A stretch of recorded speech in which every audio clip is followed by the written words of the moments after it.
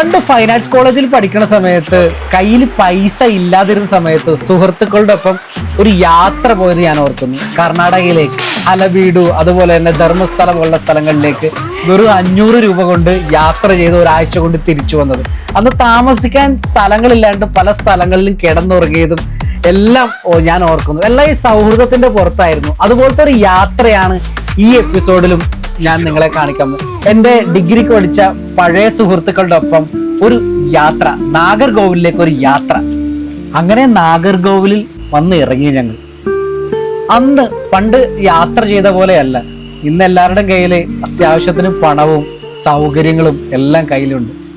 അന്നത്തെ യാത്രയുടെ മധുരമൊന്നും ഈ യാത്രയ്ക്ക് ഉണ്ടാവില്ല. പക്ഷെ ഈ യാത്രയ്ക്കും കുറച്ച് കഥകൾ പറയാനുണ്ട്.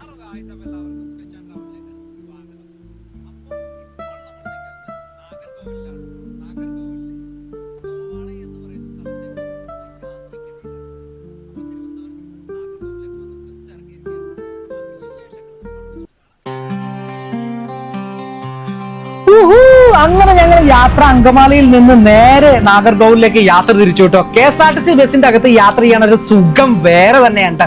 ഞങ്ങൾ രണ്ടുപേരും എന്റെ പുറകിലത്തെ സീറ്റിൽ വൈശാഖ് ഉണ്ട് കേട്ടോ. വൈശാഖ് കോതമംഗലത്ത് നിന്നാണ് കയറിയേക്കുന്നത്. വൈശാഖ് നല്ല ക്ഷീണമുണ്ട്, ഉറക്കത്തിലാണ്. അങ്ങനെ ഞങ്ങൾ നാഗർകോവിലെത്തി. നാഗർകോവിൽ നിന്ന് നേരെ തമിഴ്നാട്ടിലെ നമ്മളുടെ പൂക്കളൊക്കെ വിൽക്കുന്ന ആ ഡെസ്റ്റിനേഷൻ ടോവാളയിലേക്ക് എത്തി.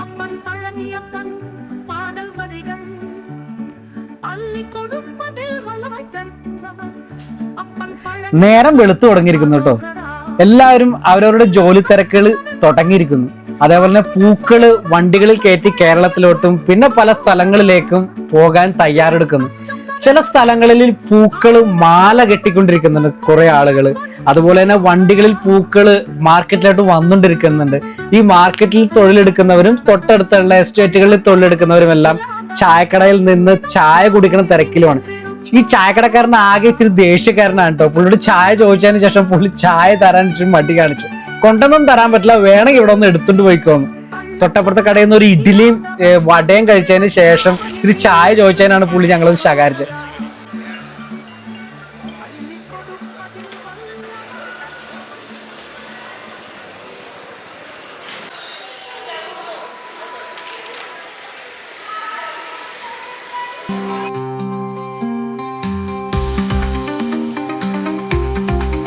ഞാൻ എൻ്റെ ക്യാമറയും കൊണ്ട് ഫോട്ടോ എടുക്കാൻ വേണ്ടി ഇങ്ങനെ നടക്കുമ്പോൾ എല്ലാവരും എന്നെ ഇങ്ങനെ തുറിച്ചു നോക്കുന്നു. ആ നിൽക്കണോ ആ ചെറുക്കനൊക്കെ ചെറുത് മുണ്ട കൊടുത്ത് എവിടേക്കോ എന്തോ കല്യാണത്തിന് എന്തോ പരിപാടിക്ക് പോകാൻ നിൽക്കണമെന്ന് തോന്നുന്നു.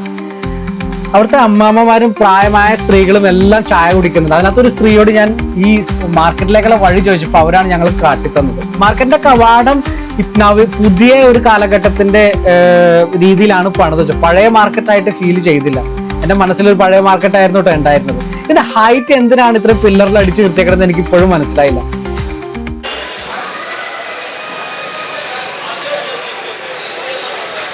പനീർ റോസ് 130 രൂപ കിലോ. 130 രൂപ. ഇത് ജവന്തിയിലെ വൈറ്റിലെ. ഇത് എത്ര ചേട്ടാ? ഇത് ഐശ്വര്യ. ഇത് എത്ര? ഇത് ജമന്തിയാ?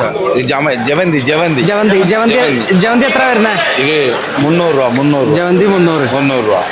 ഇതിലെ ക്വാളിറ്റി കമ്മിയാണത് വെള്ള ജവന്തിയിലെ. ഇത് 180. ആമാ, ഇത് വെള്ള, അത് മഞ്ഞ. അണ്ണ ഇത് എത്ര വരുന്നത്? 5 രൂപ. ഇത് 5 രൂപ. ഇത് വരുന്നത് 5 രൂപ. താമര മുട്ടില്ലേ? താമര മുട്ട് ഇത് 3 രൂപ. ഇത് അതേ പൂതാണ്. ഇത് 3 രൂപ. ഇത് 3 രൂപ. അതേ പൂ തന്നെ. ഇത് 3 രൂപക്ക്. അണ്ണന്റെ പേര് കൃഷ്ണൻ. ആ, ഇവിടെ പച്ച കുത്തിട്ടുണ്ട്.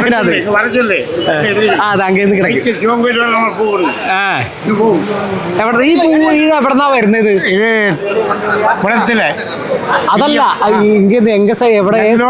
നല്ലൂർ, കേരൂർ, இந்த பட்டிக்குளம், இந்த குளங்கள்லாம் இருக்கும். അവിടെ നെല്ലൂര് അവിടെ നിന്നൊക്കെയുള്ള നല്ലൂർ.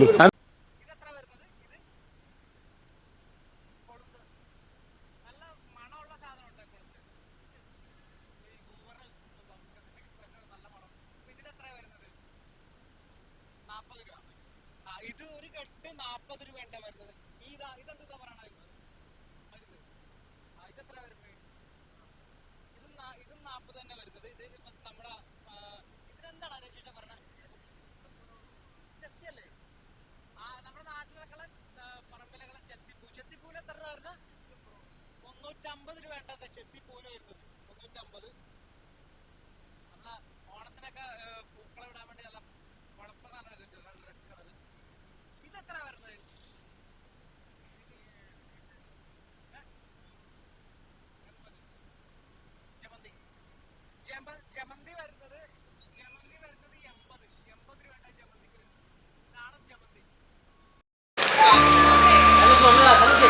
ശരിക്കും ഈ മാർക്കറ്റിൽ പലരും പല വിലകളാണ് കേട്ടോ പറയുന്നത്. പല പൂക്കൾക്കും പല വിലകൾ. ഒരു പൂവിന് തന്നെ പല പല വിലകൾ. ജമന്തിക്ക് ഒരു സൈഡിൽ 30 ആണെങ്കിൽ ചില സമയത്ത് 40, ചിലതിൽ 60. ഇവിടെ വന്ന് വില പേശി മേടിക്കാൻ പറ്റുകയാണെന്നുണ്ടെങ്കിൽ നല്ല രീതിയിൽ ഇവിടുന്ന് പൂക്കൾ കൊണ്ടുപോകാൻ പറ്റും, ബൾക്കായിട്ടും അല്ലാത്ത രീതിയിലും. അപ്പൊ എനിക്ക് തോന്നണ അങ്ങനെ വില പേശുന്നതിൽ കുഴപ്പമൊന്നുമില്ല.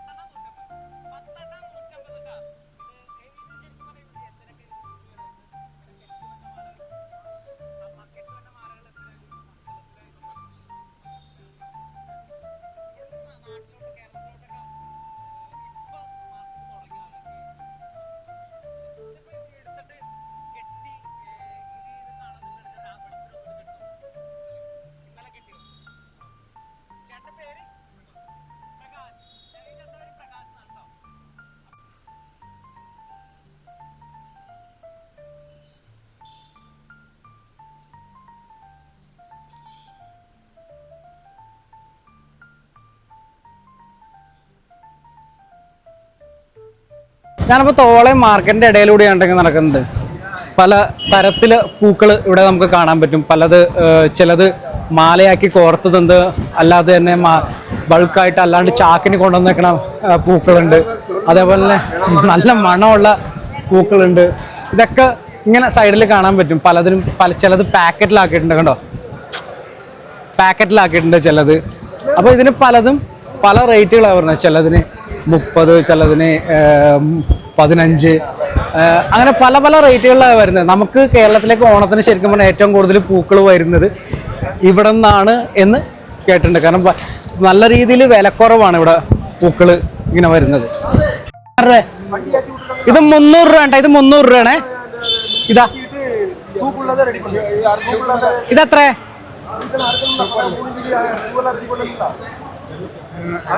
250. ഇത് വരുന്നത് 250. എന്ത് പൂവാണ് ഇത് വരുന്നത്? ചുവപ്പരളിയാ, ചുവപ്പരളി. ഇത് 250. ഇത് വൈറ്റ്. ഇത് 300. വൈറ്റ് അരളിപ്പൂ. അരളിപ്പൂ ഇല്ലേ, അരളിപ്പൂവാണിത്.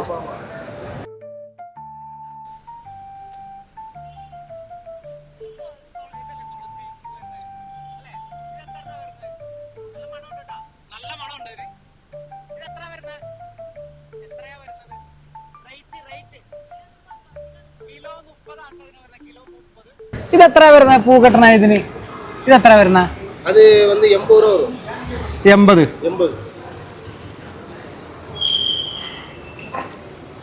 പൂ കെട്ടുന്ന സാധനം കേട്ടോ. ഇതിന് വരുന്നത് 80 രൂപയാണ്. പിന്നെ മാല കോർക്കാനും അതേപോലെ തന്നെ പൂക്കള് അല്ലെ, അതിനൊക്കെ അല്ലേ ഉപയോഗിക്കണത്? മാല കോർക്കാനൊക്കെ അല്ലേ ഇതിൽ ഇത് ഉപയോഗിക്കണത്? മാല കെട്ടാനും ഇതിനൊക്കെ ഇട്ട്. ഓക്കെ. ഇത് വാഴയുടെ ചരം കിട്ടേ, തലയിൽ വെക്കக்கூடிய ചരങ്ങൾ കിട്ടக்கூடிய. Okay okay. പിച്ചിപ്പൂ, മല്ലിപ്പൂ. പിച്ചിപ്പൂ, മല്ലിപ്പൂ, മല്ലിപ്പൂ, വാഴനാർ. Okay okay. അപ്പൊ അതിന്റെയൊക്കെ ഈ വാഴയില നാരുകളാണ് ഇങ്ങനെ വരുന്നത്. ചേട്ടാ, ഈ ചെമന്തി പൂക്കൾ എവിടെന്നാ ഈ ഇത് വരുന്നത് ശരിക്കും? ഇതെങ്കായിരുന്നു ഈ ഇത് വരുന്നത് സ്ഥലം? ഹൊസൂർ. ആ, ഓഹോ, ഓക്കെ ഓക്കെ. ഹൊസൂർ അല്ല, ബാംഗ്ലൂർ അങ്ങോട്ട് ഹൊസൂർ. ഹൊസൂർ, രായക്കോട്ട, ധർമ്മപുരി എന്നീ സ്ഥലങ്ങളിലൊക്കെ ഉണ്ട് നമ്മുടെ ജമന്തി വരുന്നത്. ജമന്തി നല്ല ഭംഗിയാണ്. ഇത് എത്ര രൂപയാണ് ജമന്തിക്ക് വരുന്നത്? ഇത് റേറ്റ് എങ്ങനെയാ വരുന്നത് ജമന്തിക്ക്? ഇന്നത്തെ റേറ്റ് 70 രൂപ. ഇന്നത്തെ റേറ്റ് 70 രൂപയാണ് കേട്ടോ ഈ ഇതിന്റെ ജമന്തിക്ക്. ആ ചുമന്ന മറ്റേ ഓറഞ്ച്, അത് 70 തന്നെ. ഓറഞ്ച് കളറിൽ കാണുന്ന അതാ ഇതും 70 രൂപയാണ്. 70 രൂപ ഈ ജമന്തിക്ക് വരുന്നത്. ഇത് നന്ദ്യാർ വട്ടം എന്ന് പറഞ്ഞ പൂവാണ് കേട്ടോ. ഇത് 200 അല്ലേ? ഒരു കിലോ പാക്കറ്റ് 200 രൂപയായിട്ടാണ് വരുന്നത്. ഇത് ഓക്കെ ശരി. ഈ റോസിന് എങ്ങനെ വില വരുന്നത്? ഒരെണ്ണം എടുക്കാൻ പോകുന്നു.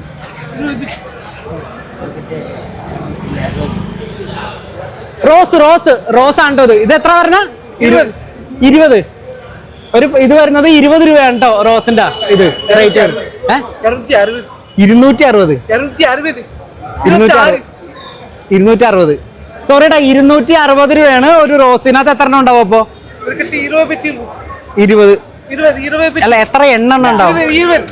20 പീസ് ഉണ്ടാവും. 20 എണ്ണം ഉണ്ടാവും അതിനകത്ത്. 260 രൂപയാണ് ഈ ഒരു ബണ്ടിൽ അല്ലെങ്കിൽ ഇത് വരുന്ന റോസിന് വരുന്നത്. നല്ല രീതിയിൽ ലാഭം ഉണ്ടത്.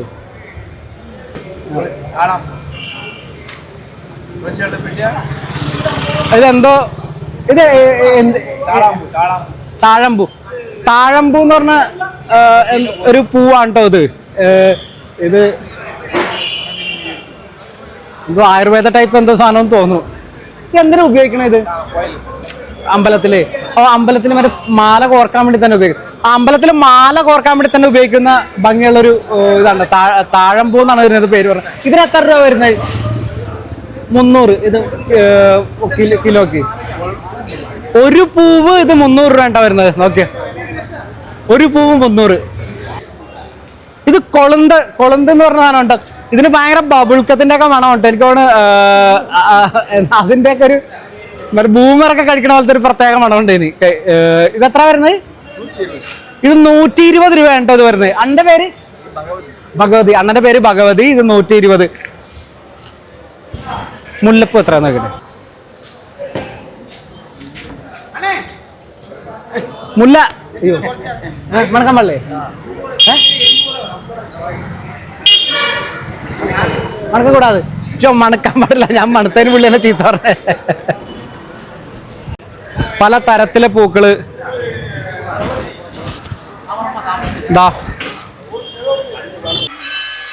ഈ മാർക്കറ്റിന്റെ തൊട്ടടുത്ത് തന്നെ ഒരു മുരുകന്റെ ക്ഷേത്രം ഉണ്ട്. ഒരു കുഞ്ഞു മലയുടെ മുകളിൽ കുഞ്ഞു അമ്പലം.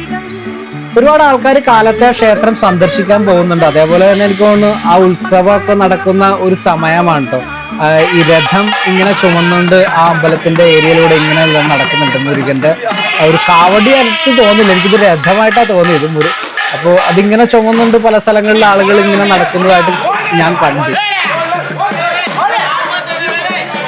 നല്ല വൃത്തിയും മെനയോട് കൂടിയാണ് കേട്ടോ ഈ സ്ഥലങ്ങളെല്ലാത്തിനും പ്രത്യേകം എടുത്തു പറഞ്ഞു. കാരണം ഒരു തുള്ളി വേസ്റ്റ് പോലും ഇതിന് ചുറ്റിനും മാർക്കറ്റിന് ചുറ്റുമോ ഈ അമ്പലത്തിന് ചുറ്റുമോ ഒന്നും ഞാൻ കണ്ടില്ല.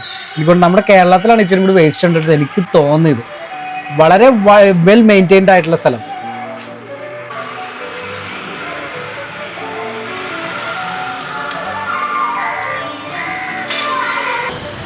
ഞാനിപ്പോൾ നിൽക്കുന്നത് കന്യാകുമാരിക്ക് അടുത്തുള്ള മൈലാടി എന്ന് പറയുന്ന ഗ്രാമത്തിലാണ്. അതിസുന്ദരമായിട്ടുള്ള ഗ്രാമം എന്ന് വേണമെങ്കിൽ പറയാം. ഇവിടെ ശില്പങ്ങൾ കൊണ്ട് ദൈവങ്ങളെ നിർമ്മിക്കുന്ന സ്ഥലം എന്ന് വേണമെങ്കിൽ പറയാം.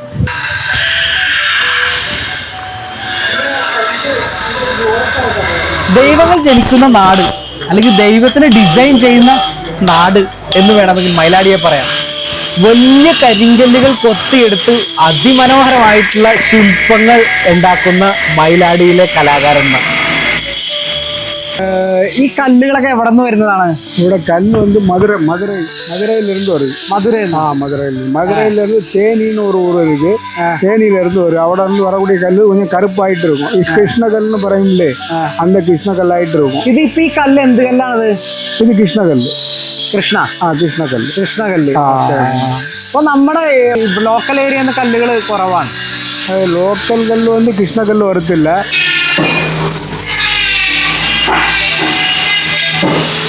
வேற கொஞ்சம் வெள்ளையாயிட்டு இருக்கும் கல்.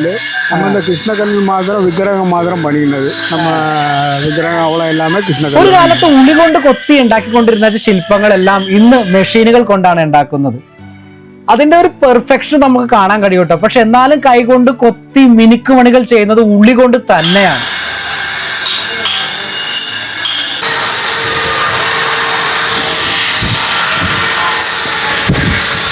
ഞാൻ ചോദിച്ചതേ, ഇപ്പൊ ഈ കല്ല് കിട്ടിക്കഴിഞ്ഞാൽ ഫസ്റ്റ് എങ്ങനെയാണ് മൊത്തത്തിൽ ബ്ലോക്ക് ചെയ്തിട്ട് ഇത് ചെയ്യണത് എന്ന് വെച്ചാൽ ഈ ശില്പം ഇതിലോട്ട് കൊണ്ടുപോകുന്നതിന് മുന്നേ ബ്ലോക്ക് ചെയ്യണത് എങ്ങനെയായിരിക്കും? ഇത് നോക്കുമ്പോൾ നമ്മള് ഇപ്പൊ പാറ മധുര കുറച്ച് ചെലവ് പറയും. മധുര തേനി അവിടെ നിന്ന് കല്ല് വരുന്നത്. കല്ല് വരുന്നത്. അപ്പൊ ഈ സൈസ് കല്ല് കട്ട് ചെയ്തിട്ട് ഓർഡർ ചെയ്ത് എടുക്കണതായിരിക്കും. ഓർഡർ ചെയ്യാൻ പണിക്കനുസരിച്ചാണ് ചെയ്യുന്നത്. ഇതനുസരിച്ചാണ്. അപ്പൊ ഇത് ചെറുതാണ്. ഇതിപ്പോ കൊത്തിക്കൊണ്ടിരിക്കണ എന്താണ്? ഇത് പുതനാണ്. നവകരത്തിന് പുതൻ. ഓക്കെ. ഇതിന്റെ അപ്പൊ താലങ്ങൾ ഈ ദേവി ദേവന്മാരുടെ ഒക്കെ സെയിം തന്നെ ആയിരിക്കും എല്ലാം. ദേവിയെല്ലാം സെയിം തന്നെ. ദേവിയുടെ എല്ലാം സെയിം ആയിരിക്കും. മറ്റേ മെയിൽ ഇതെല്ലാം സെയിം അനാട്ടമി തന്നെ ആയിരിക്കും. അങ്ങനെ തന്നെ ആയിരിക്കും അല്ലെ. മറ്റേ ഗണപതി ഇതൊക്കെ വരുമ്പോഴോ അത് വ്യത്യാസം ഉണ്ടാവോ? തലയുടെ വ്യത്യാസമില്ല. അത് ഇപ്പൊ ഞാൻ ചോദിക്കണത്, അത് ഈ താലഭംഗങ്ങൾ ഇതിനകത്തു നിന്നാണ് നിങ്ങൾ ഇതിനകത്തുനിന്ന് അനാട്ടമി അത് ചെറുപ്പത്തിലെ പഠിച്ചു വന്നാണ് ആരുടെങ്കിലും കൂടെ, അല്ലെങ്കിൽ അങ്ങനെ ചെറുപ്പത്തിൽ പഠിച്ചു വന്നതാണ് കൂടെ ഫാദറിന്റെ പഠിച്ചത്? ഓക്കെ. പാരമ്പര്യമായിട്ട് പണിയാണ്. നിങ്ങളിപ്പോ ഈ നാട്ടുകാരാണ്? ഇവിടെയാണോ ഇവിടെ താമസിക്കുന്നത്? ഓക്കെ. ഇല്ല, പേരെന്താണ്? ശക്തി. ഈ ഒറ്റ കല്ലുകളിൽ കൊത്തിയെടുക്കുന്ന ശില്പങ്ങൾ സ്കെച്ചുകൾ ഇട്ടതിന് ശേഷമാണ് കൊത്തിയെടുക്കുന്നത്. ഏത് ക്യാരക്ടറിനെയാണോ നമ്മൾ കൊത്താൻ അല്ലെങ്കിൽ ഏത് ദേവി ദേവന്മാരെയാണോ കൊത്താൻ പോകുന്നത് അതിനെ സ്കെച്ചുകൾ ഇടും. ആദ്യം സ്കെച്ച് ഇട്ടതിന് ശേഷം അതിന്റെ ബേസിക് സ്ട്രക്ചർ കൊത്തിയെടുക്കും. അതിനുശേഷം പിന്നെയും കൊത്തും, പിന്നെയും സ്കെച്ച് ഇടും, പിന്നെയും കൊത്തും. അങ്ങനെ ഒരു 3-4 പ്രാവശ്യം സ്കെച്ചിട്ട് കൊത്തിയെടുത്താണ് ഈ പോകുന്നത്. ഇപ്പൊ കൊത്തുക എന്നുള്ള പ്രോസസ്സിനെ ഇപ്പൊ ഒരു ഗ്രൈൻഡ് ചെയ്താണ് കേട്ടോ ഇത് എടുക്കുന്നത്. എങ്കിലും ഉളി തന്നെ കൊണ്ടാണ് ഫൈനൽ ഡീറ്റെയിലിംഗ് ഒക്കെ പോകുന്നത്. ഇതിന്റെ ഒരു ബേസിക് ഷേപ്പ് കൊത്തിയെടുത്തേക്കണം. നോക്കിയാൽ കണ്ണുകളും മൂക്കുകളും എല്ലാം വിരലുകളും എല്ലാം ഡീറ്റെയിൽ ആയിട്ട് ഇനിയും കൊത്തി എടുക്കാനുണ്ട് ഈ ശില്പത്തിന്റെ ഒക്കെ. അപ്പോൾ ഇതുപോലെയാണ് ദൈവത്തിന്റെ ശില്പങ്ങൾ കൊത്തിയെടുത്ത് വിൽക്കുന്നത്.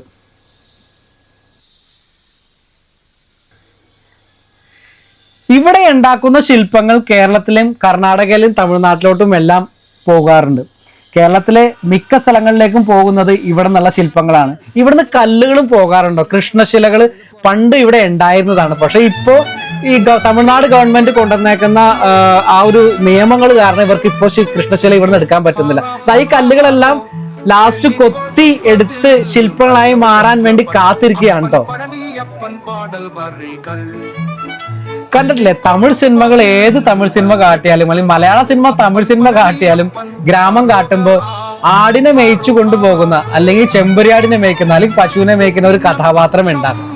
നമ്മുടെ ഈ എപ്പിസോഡിൽ അങ്ങനത്തെ ഒരു കഥാപാത്രം വന്നു കേട്ടോ.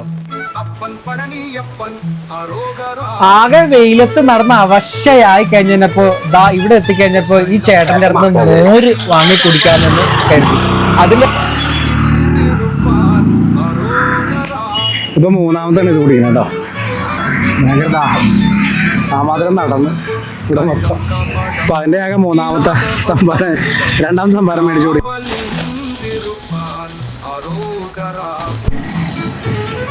എന്താ പറ്റിയെന്ന് വെച്ച് കഴിഞ്ഞാൽ ഞാൻ പോയ റൂട്ടിൽ രജീഷും വൈശാഖും മിസ്സായി. ഞാൻ വേറെ റൂട്ടിലായിപ്പോയി, അവർ വേറെ റൂട്ടിലായിപ്പോയി.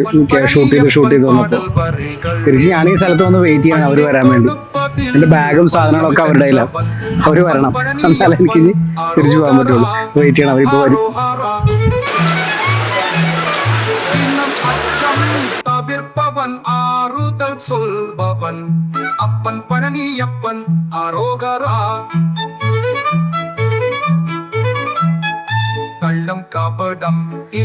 അങ്ങനെ കാഴ്ചകളെല്ലാം കണ്ട് ഞങ്ങൾ ഇവിടുന്ന് തിരിച്ചും മടങ്ങുകയാണ്. നാഗർകോവിലിൽ നിന്ന് നേരെ തിരുവനന്തപുരത്തോട്ട് ബസ് കയറും. രജീഷും ഞാനും വൈശാഖും ബസ് കാത്ത് ബസ് സ്റ്റോപ്പിൽ നാഗർകോവിലിൽ ഇരിക്കണേ. അങ്ങനെ ഈ യാത്രയിൽ രജീഷിനൊരു ടേണിംഗ് പോയിന്റ് ആയിരുന്നു കേട്ടോ. രജീഷ് ഈ യാത്രയിൽ ഒരു യൂട്യൂബ് ചാനൽ തുടങ്ങി. ഞങ്ങൾ രണ്ടുപേരും ഷൂട്ട് ചെയ്ത് നടക്കണതിനെ സഹായിക്കാൻ വന്ന രജീഷ് അങ്ങനെ ഒരു യൂട്യൂബറായി മാറി. അങ്ങനെ രജീഷിന്റെ ചാനൽ നിങ്ങൾ എല്ലാവരും സബ്സ്ക്രൈബ് ചെയ്യണം കേട്ടോ. ലിങ്ക് ഞാൻ അടിയിൽ ഡിസ്ക്രിപ്ഷനിൽ കൊടുത്തേക്കാം. പിന്നെ വൈശാഖിന്റെ ചാനൽ, പിന്നെ എന്റെ ചാനൽ എന്തായാലും സബ്സ്ക്രൈബ് ചെയ്യാതിരിക്കില്ലല്ലോ നിങ്ങൾ. സ്കെച്ച് ഇല്ലാതെ എന്ത് സ്കെച്ച് ആൻഡ് ട്രാവൽ അല്ലേ? അപ്പൊ ഈ പ്രാവശ്യവും നമ്മൾ നല്ലൊരു ചിത്രം വരയ്ക്കുന്നുണ്ട്. തോവാള മാർക്കറ്റിൽ പൂ വിൽക്കാൻ വന്ന ഒരു അമ്മയുടെ ഒരു നല്ലൊരു പെയിന്റിങ്. ഞാൻ ഈ അമ്മയായിട്ട് സംസാരിച്ചൊന്നുമില്ല കേട്ടോ, പക്ഷെ ഈ അമ്മയെ കണ്ടപ്പോൾ ഒരു ഭയങ്കര അട്രാക്റ്റീവായിട്ട് തോന്നിയത് ഇവരുടെ ഡ്രസ് കോഡിങ്, ഡ്രസ് കളേഴ്സ് ഒക്കെയാണ്. പിന്നെ ഫേഷ്യൽ ഫീച്ചേഴ്സ് എന്തോ അവിടെ ഇരുന്ന് ചായ കുടിക്കുകയായിരുന്നു, സംസാരിക്കണമെന്നുണ്ടായിരുന്നു. ഞാൻ ക്യാമറ മുന്നിലോട്ട് കൊണ്ടേ വെച്ചപ്പോൾ പോലും അവർ മൈൻഡ് ചെയ്യാതെ ഇതൊക്കെ ഞാൻ എത്ര കണ്ടേക്കണടാ എന്നുള്ള രീതിയിലാണ് അവർ ഇരുന്ന് വെച്ചത്. എന്തായാലും ഈ അമ്മയുടെ ചിത്രമാണ് ഞാൻ വരച്ചത്. ഇനി ഈ അമ്മയ്ക്ക് ഈ ചിത്രം കാണാൻ പറ്റുമോ എന്നറിയില്ല. പറ്റാവുന്നത് പോലെ ഷെയർ ചെയ്യുക, കമൻറ്റ് ചെയ്യുക, ലൈക്ക് ചെയ്യുക. അപ്പോൾ എല്ലാവരും ഈ അമ്മയിലേക്ക് എത്താൻ വേണ്ടി ഈ എപ്പിസോഡ് ഷെയർ ചെയ്യുക. Thank you.